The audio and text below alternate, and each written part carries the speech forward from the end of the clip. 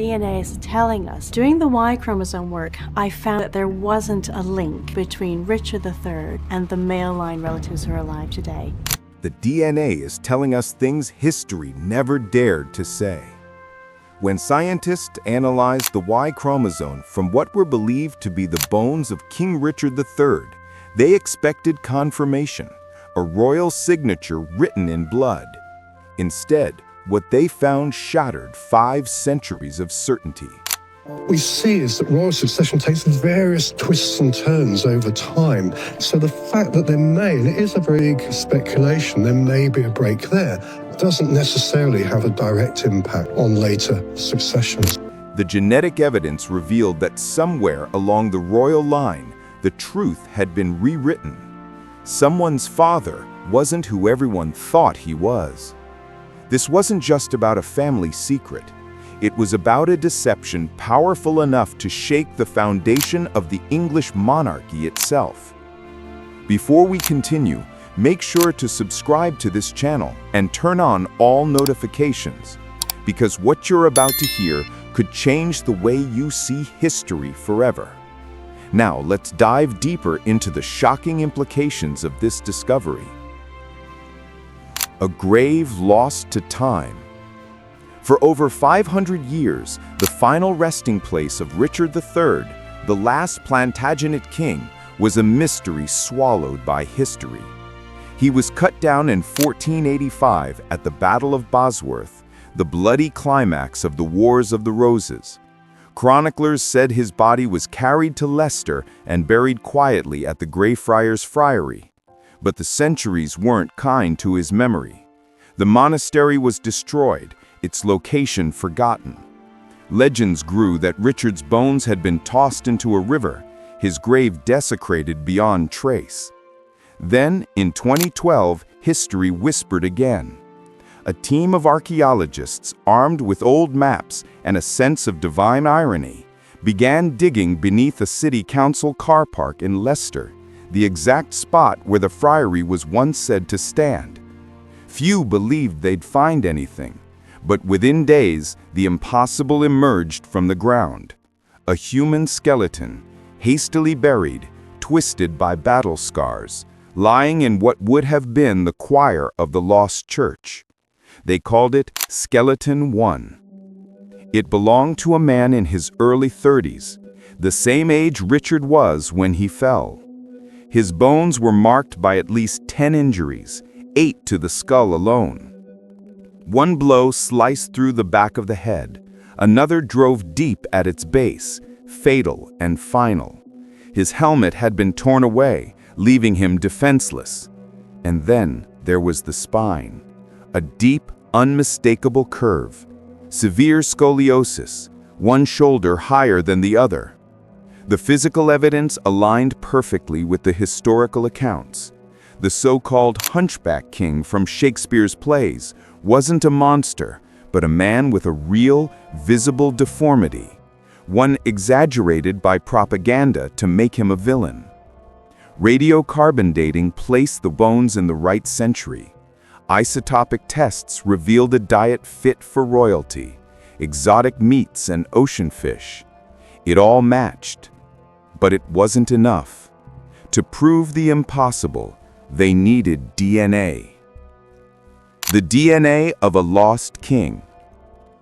Extracting DNA from 500-year-old bones is a battle against time itself. Ancient DNA is fragile, easily corrupted by touch, air, or moisture. But if they succeeded, it would be one of the greatest genetic identifications in history. Scientists focused on 2 genetic markers: mitochondrial DNA, passed from mother to child, and the Y chromosome, inherited from father to son. First came the maternal line. Genealogists traced Richard's sister, Anne of York, through 19 unbroken generations, finally identifying 2 living descendants, Michael Ibsen, a carpenter in London, and Wendy Duldig, a researcher in Canada. When their mitochondrial DNA was compared with that from the skeleton, it was a perfect match. It was conclusive. Scientifically, beyond reasonable doubt, These were the bones of King Richard III, or so everyone thought. The royal secret in his blood. Next came the paternal test, the Y chromosome.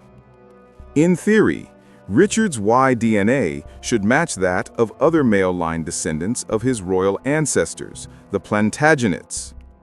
Scientists tested the DNA of living men from the Somerset line, all believed to descend directly from Edward III, Richard's great-great-grandfather.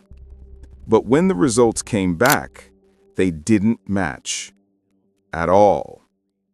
The Y chromosome from Richard III's bones was completely different from that of his supposed male relatives. Somewhere along the royal bloodline, there had been a break, a false paternity event. In plain English, a royal father had not fathered his official heir. The implications were seismic. If this break occurred in Richard's branch, it could mean he himself was never the rightful heir. If it happened higher up the chain, perhaps with Edward III's own sons, it could mean entire dynasties of English kings sat on a throne that wasn't truly theirs by blood. Centuries of royal legitimacy based on divine right and bloodline were now cast into doubt. A dynasty built on a lie. For medieval monarchs, blood wasn't symbolic, it was law. It was divine proof of their right to rule. The Wars of the Roses were fought to the death over whose blood was purer. The House of York and the House of Lancaster, both descendants of Edward III, slaughtered each other for the crown. But modern science has revealed a haunting irony that both may have been fighting for a birthright neither truly possessed.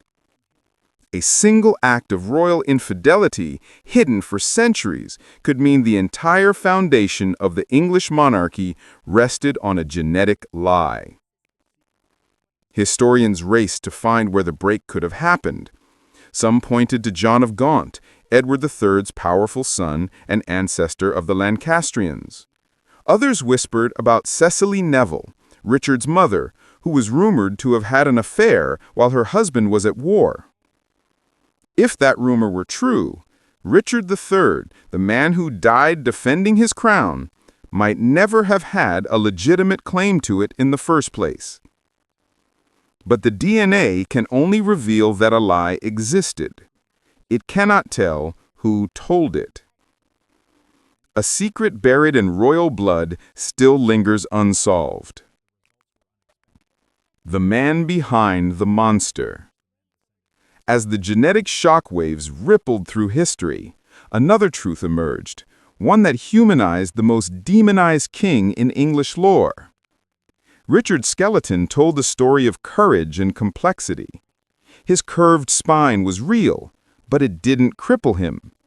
Muscle markings showed he was strong, fit, capable of battle. The myth of a twisted, crawling villain was propaganda, a weapon forged by his enemies and immortalized by Shakespeare. Chemical analysis of his teeth and bones revealed his transformation from noble child to warlord to king. In his final years, he lived lavishly, feasting on exotic meats and drinking the equivalent of a bottle of wine every day. This wasn't excess, it was royal expectation. The life of a crowned man burdened by politics, propaganda, and war. Then came the digital resurrection. Using a 3D scan of the skull, forensic artists rebuilt his face, muscle by muscle, skin by skin. When the features emerged, the world fell silent. Gone was the monster. Before them stood a young, intelligent man, calm, dignified, with piercing blue eyes and fair hair that darkened over time. For the first time in half a millennium, we saw Richard not as a villain, but as a man. The death of a king. The skeleton revealed his final moments in devastating clarity. 11 wounds, 9 to the head.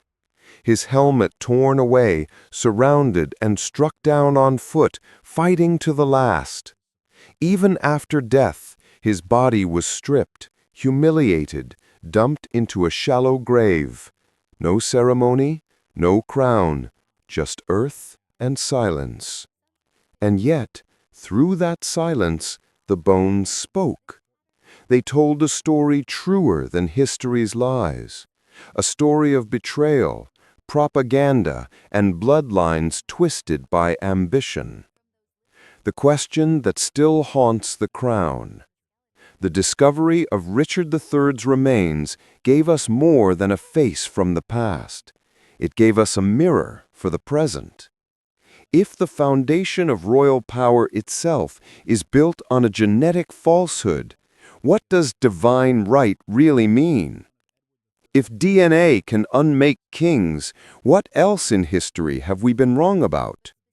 500 years after his death, Richard III's bones have done the unthinkable. They've rewritten the story of monarchy itself. The blood never lies, but it doesn't always tell the story we want to hear. Beyond politics, the implications ripple into culture and identity. The British crown is not just a political structure. It's a symbol of continuity, heritage, and national pride. To learn that its foundation may be genetically fractured challenges the myth of unbroken royal blood, a myth taught in schools, enshrined in history books, and celebrated in national ceremony. What does it mean for a nation when its most sacred lineage is scientifically proven to be flawed? It blurs the line between myth and fact, showing that the truths we inherit are sometimes crafted to maintain power, not reveal it. On a deeper level, the discovery exposes a tension between science and tradition.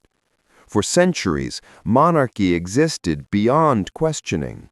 Now, modern genetics, the cold precision of DNA, has done what rebellion, revolution, and religion could not. It's pierced the armor of divine legitimacy. It demonstrates that even the mightiest figures in history are subject to biology's impartial laws. But perhaps the most haunting implication of all is philosophical. If one royal father was not truly the father, what else in history has been rewritten? How many truths have survived not because they were accurate, but because they were convenient? The case of Richard III shows that history is not a sacred record. It's a living document, vulnerable to revision as knowledge advances. This revelation forces us to rethink more than one man's identity. It demands we reconsider how entire empires have justified their power. It reminds us that behind the crowns, the wars, and the myths, there were humans, fallible, secretive, and flawed. And in that sense, perhaps the most disturbing truth isn't the broken bloodline itself. It's the realization that truth has always been the one thing kings could never fully control.